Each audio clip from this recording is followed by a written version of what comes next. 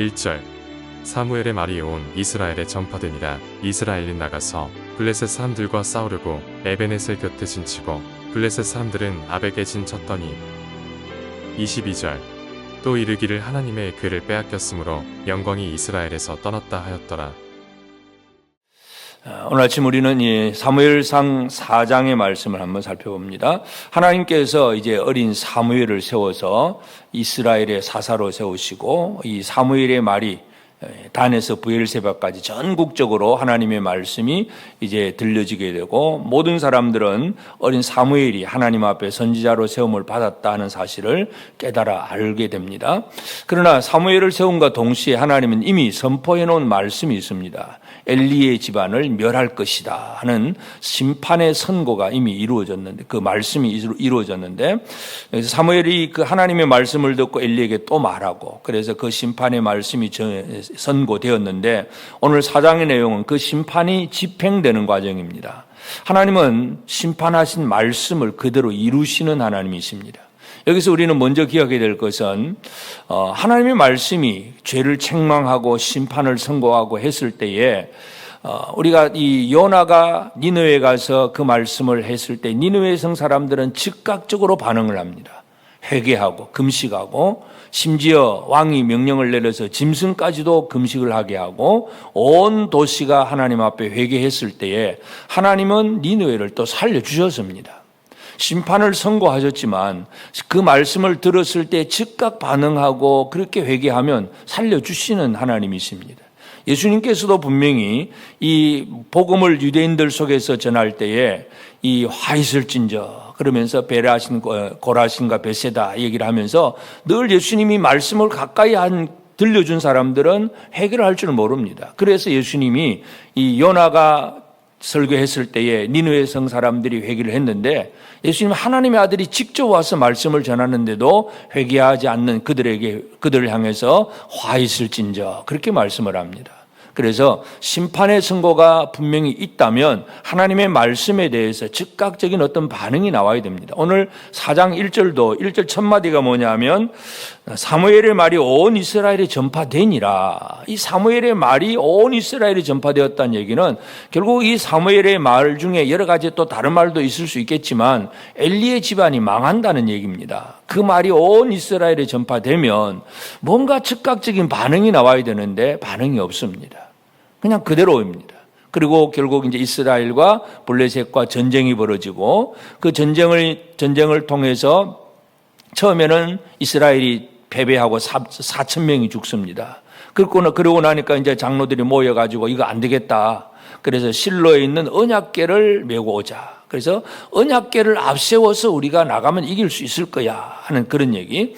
결국 홈리와 비느하스가 언약궤를 메고 그 앞장서 나와서 이제 전장터에 나갑니다. 물론 블레셋 사람들은 그 언약궤를 메고 왔다는 소식을 처음에 듣고는 크게 두려워하긴 합니다. 왜냐하면 이미 하나님의 언약궤가 이 광야를 진행을 하고 또 모든 또 여호수아를 통해서 또 요단강도 그냥 가르기도 하고 가나안을 정복하고 많은 놀라운 일들을 이루었기 때문에 이미 그 소문을 알고 있는 블레셋 사람들은 크게 두려워합니다. 그렇지만 그러나 블레셋 사람들은 우리가 어떻게 이스라엘의 종이 되겠느냐 그러면서 그들은 또 죽기 살기로 싸우기로 작정을 합니다. 왜냐하면 블레셋 사람들은 원래 어디 출신들이냐면 이제 그 지중해 그레데 섬 쪽에 그 해변 쪽에 있다가 거기에서 이제 쫓겨나서 이제 애굽 쪽으로 남쪽으로 내려와서 살려고 하다가 또 애굽 왕에게 또 쫓겨나서 또 북쪽으로 조금 올라와서 이 가나안 지역에 지금 머물러 있는 사람들입니다. 계속 쫓겨난 사람들입니다.